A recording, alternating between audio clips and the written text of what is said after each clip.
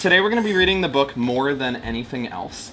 And today we're going to be focusing on a central question about the character and the character's motivations. Can anybody tell me what character motivation is? Michael?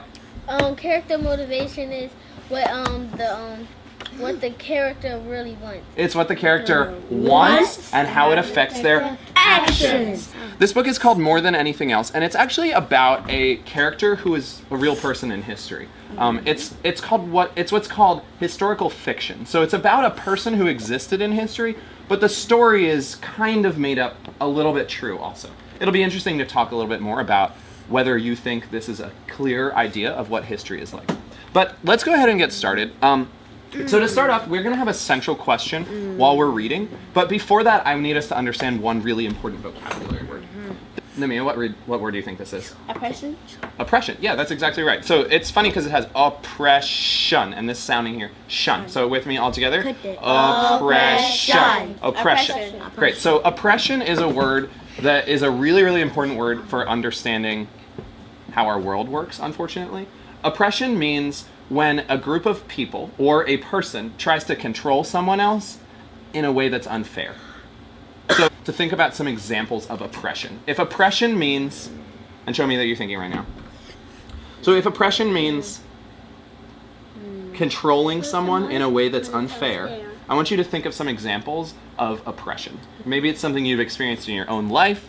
Maybe it's something that you've seen in other people's lives. Okay, so let's pause for 1 second there. So I'm going to ask you to turn and talk with your partner. One partner talks. I should hear one example of oppression is. What should I hear? One example of oppression is. Awesome. Go ahead and turn and talk with your partners. Go.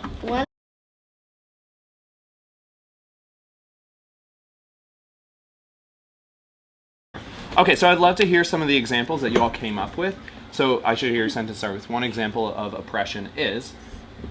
Namia.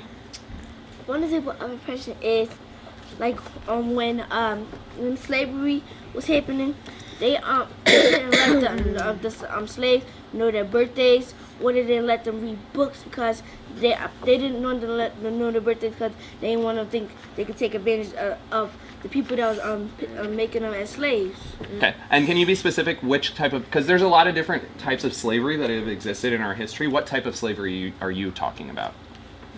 The example of slavery I'm talking about is like when the Europeans took the people from where they was living at, and they took everything from there. Okay, that's one example of oppression. So that's a historical version of oppression. Thank you for that. Snaps to Namia for giving us such a thoughtful and clear response. Okay, what other examples did you all talk about? My friends, someone dropped something on accident, and then they got mad because they dropped it, but who's they? My aunt and her friend, they got mad because they dropped juice, and then when they be dropping things, like when they be dropping their soda or when they be dropping their food, they act like it's okay, but when we drop it, they get mad.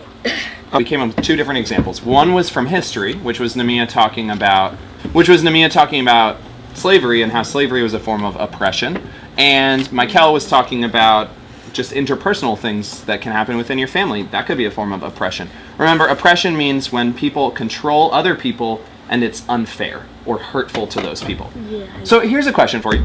Hands down for 1 second. I really want you to think about this because I'm truly interested to hear your thoughts. Do you think that when teachers ask you to work silently or walk silently in the halls or sit and star, do you think that is a form of oppression? I do not think that is a form of oppression because you're not trying to be hurtful. You're trying to make them be a better student and not disrespect the teacher while she's talking. Supposed to listen and sit and star and be good. Okay. Michael, what do you think? I think it is a form of oppression because, as Sanaje said, she said that we get our clip change down, and a lot of other people, they don't have the teachers, they just wait, I want to change my answer because I don't think it's a form of oppression because the teacher, they just trying to help you out because if you just don't do like sit and stare or sit silently, you won't be able to hear what you're supposed to do so you can get to college and get to your what you want to be in life. Okay.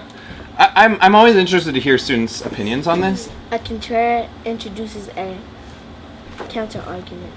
So here's my counter argument. I think, and I want you to, we're going to come back to this question.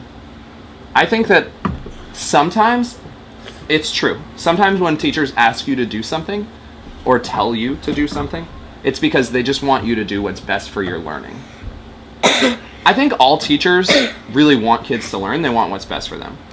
But I think there may be times when teachers actually ask you to do things and it's actually a form of oppression because they're trying to control you in a way that's not important for your learning, but that's just about control.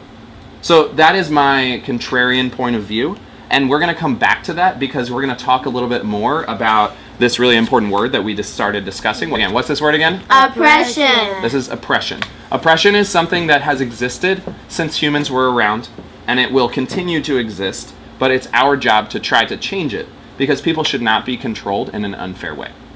So, with that in mind, we're going to continue adding to our examples of oppression. Thank you to those who have shared them. I'm going to also add this one, which is I'm going to put a question mark, and I'm going to say, maybe when a teacher asks you to walk silently down the hall. The question is that oppression? We're going to be looking in this book for whether there are examples of forms of oppression. People being controlled in a way that's unfair to them or hurtful to them. This book, more than anything else, is a book about a young boy who lives in a salt mining camp, which is a camp where he had to work and dig salt out of the ground all day long. He lives there because his family was actually just freed from slavery. While we're reading, I want you to be thinking about this question right here. Could I please ask for Khalil to read this for us? Why did slaves owners prevent their slaves from learning to read? Before light, while the stars still twinkle, Papa, my brother John, and I leave our cabin and take the main road out of town, headed to work. The road hugs.